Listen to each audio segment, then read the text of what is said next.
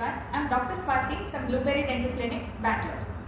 Today I want to discuss about a very common problem we see in children, that is a swelling near the tooth, which many a times parents ignore or get confused about. If you notice a swelling or a pimple-like structure on the child's gums or the child complains of pain while having food, this might be dental abscess. What exactly is a dental abscess? In basic terms, it is just the infection inside the tooth. Initially, it starts with the cavity. The cavity may not cause much pain, so it often goes unnoticed.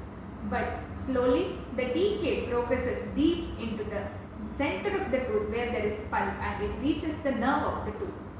Once the nerve gets infected, pus starts forming inside the tooth if not treated on time. Then that is when the swelling appears. Sometimes the parents tell me, "Doctor, the pain has reduced since the swelling has come." But that is not a good sign. It means that the infection has found its way out, but it is still present within the tooth. So even if the pain goes, the swelling should never be ignored. Now, what should you do if you notice a swelling or a pus in your child's mouth? First, don't wait for it to go on its own.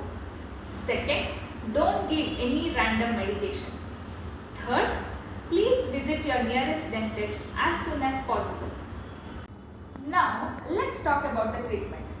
Depending on the condition, we have two treatment options. The first option is to save the tooth by removing the infection, that is called as pulpectomy or baby tooth root canal.